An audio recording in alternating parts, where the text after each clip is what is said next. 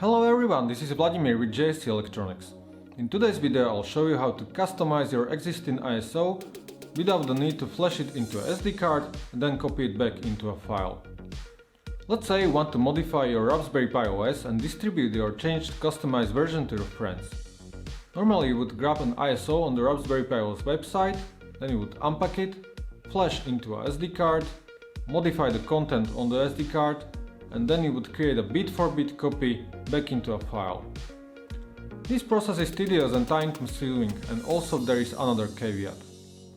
Many operating systems like Raspberry Pi OS are designed that after the first boot, the file system is expanded to fit the whole SD card. So let's say the original image was 1 GB in size, and after the first boot it's expanded to fit, let's say you had a 64 gigs SD card, the file system will be expanded to that size. So after you later create a bit-for-bit copy, you will get a huge file, which is a significant waste of space, and it's very impractical. Therefore it's best to modify the ISO version before it's expanded to that size. I'll show you a real-world example. I will be modifying an existing Home Assistant image for Raspberry Pi 4. I'm also a Home Assistant developer and I work on the Modbus integration.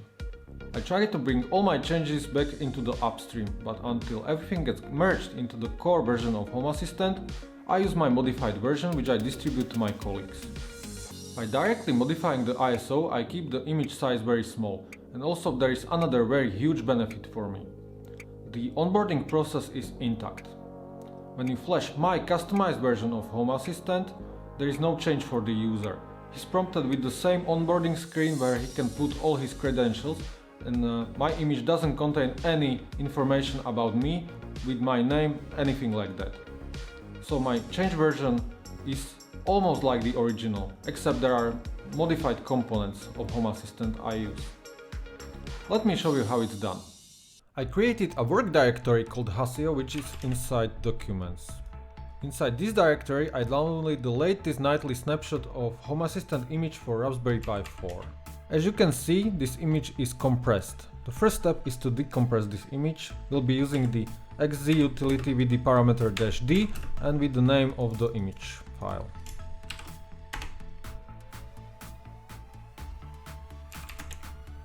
Great, the file is decompressed. Take a look at the extension. The XZ is just gone and the file size is much bigger now.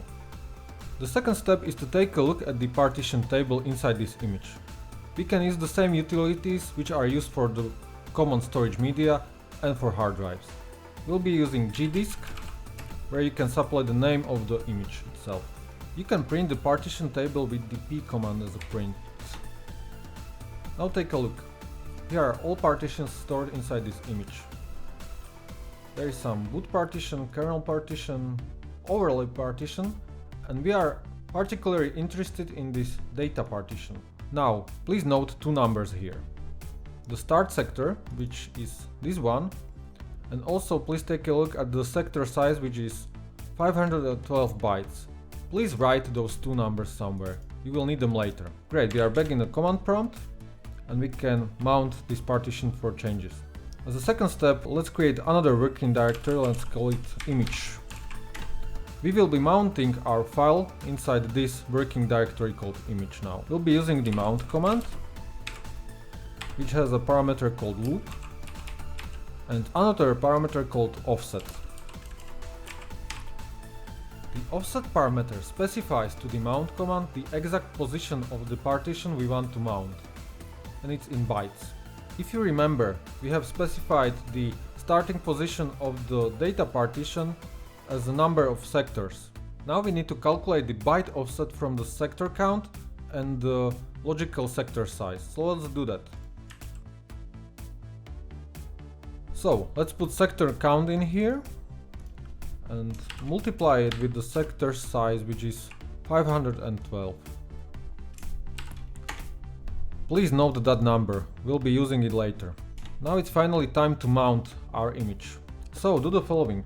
Use the mount command with the option loop and another option offset, which is this exact number. Specify the image name which is this one, and specify the target working directory, which is image. I had to use this sudo command because my privileges were not sufficient for that. But now, if we go into the image folder, all our files are in here. Now we can modify the image. So let's go into the supervisor folder and create another one called Home Assistant. This is a folder where all configuration takes place. I'll just copy my modified files in here, mainly custom components modbus, and my configuration files for that. So everything besides log files, and that's it. Also this folder here. Okay, and we can exit the screen. We can go back to the main work dir Hasio and take a look at the latest change. It has the current date and time, which means we've modified our file successfully. Now we can finally unmount the file.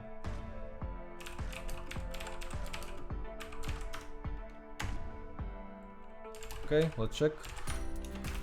Okay, it's empty now.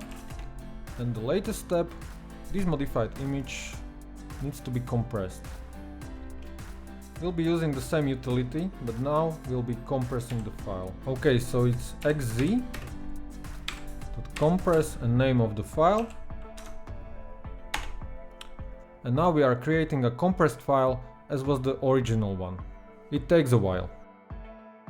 So, after the compression has finished, you can see that the file has the exact same extension as the original one. The very last and optional step is to rename this file to something more appropriate.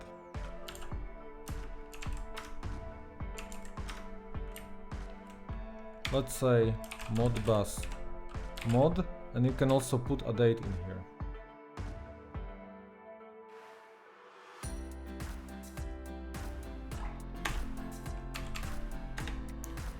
And that's it. This file can be handed out to your colleagues, to your friends, and you can flash this file the exact same way as the original one. So I hope you did enjoy this video and find it useful. If you did, hit me a thumbs up button and comment in the section below this video. Thank you and see you in the next one. Bye bye.